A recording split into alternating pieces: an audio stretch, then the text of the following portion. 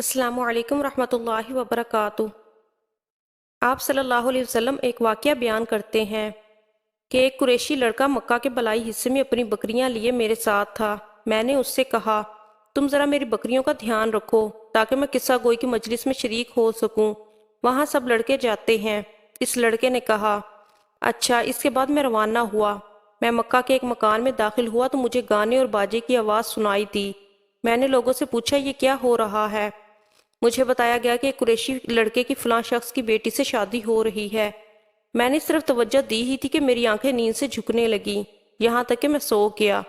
پھر میری آنکھ اس وقت کھلی جب دھوپ مجھ پر پڑی۔ آپ واپس اس لڑکے کے پاس پہنچے تو اس نے پوچھا، تم نے وہاں جا کر کیا کیا؟ میں نے اسے واقعہ سنا دیا۔ دوسری رات پھر ایسا ہی ہوا، مطلب یہ کہ قریش کی لغو مجلسوں سے اللہ تعالیٰ نے آپ کو محفوظ رکھا۔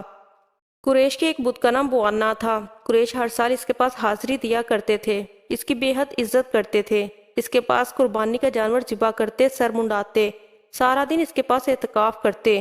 ابو طالب بھی اپنی قوم کے ساتھ اس بت کے پاس حاضری دیتے۔ اس موقع کو قریش عید کی طرح مناتے تھے۔ ابو طالب نے نبی کریم صلی اللہ علیہ وسلم سے کہا، بھتیجے، آپ بھی ہمارے ساتھ عید میں شریک ہوں۔ آپ نے انکار فرما دیا۔ ابو طالب ہر سال آپ کو شریک ہونے کے لیے کہتے رہے، لیکن آپ ہر بار انکار ہی کرتے رہے۔ آخر ایک بار ابو طالب کو غصہ آ گیا۔ آپ کی پھوپھیوں کو بھی آپ پر بے تحاشا غصہ آیا۔ وہ آپ سے بولیں، تم ہمارے معبودوں سے اس طرح بچتے ہو اور پرہیز کرتے ہو، ہمیں ڈر ہے کہ تمہیں کوئی نقصان نہ پہنچے۔ انہوں نے یہ بھی کہا، محمد، آخر تم عید میں کیوں شریک نہیں ہوتے؟ ان کی باتوں سے تنگ آ کر آپ ان کے پاس سے اٹھ کر کہیں دور چلے گئے۔ اس بارے میں آپ فرماتے ہیں، میں جب بھی بوانا یا کسی اور بت کے نزدیک ہوا، میرے سامنے ایک سفید رنگ کا بہت قد آور آدمی ظاہر ہوا۔ اس نے ہر بار مجھ سے یہی کہا، محمد، پیچھے ہٹو، اس کو چھونا نہیں۔ خانہ کعبہ میں تانبے کے 2 بت تھے، ان کے نام اصاف اور نائلہ تھے۔ طواف کرتے وقت مشرک برکت حاصل کرنے کے لیے ان کو چھوا کرتے تھے۔ حضرت زید بن حارثہ رضی اللہ عنہ فرماتے ہیں، ایک مرتبہ آپ صلی اللہ علیہ وسلم بیت اللہ کا طواف کر رہے تھے، میں بھی آپ کے ساتھ تھا۔ جب میں طواف کے دوران ان بتوں کے پاس سے گزرا تو میں نے بھی ان کو چھوا۔ نبی پاک صلی اللہ علیہ وسلم نے فوراً فرمایا، ان کو ہاتھ مت لگاؤ۔ اس کے بعد ہم طواف کرتے رہے۔ میں نے سوچا ایک بار پھر بتوں کو چھونے کی کوشش کروں تاکہ پتہ تو چلے ان کو چھونے سے کیا ہوتا ہے اور آپ نے کس لیے مجھے روکا ہے۔ چنانچہ میں نے ان کو پھر چھو لیا۔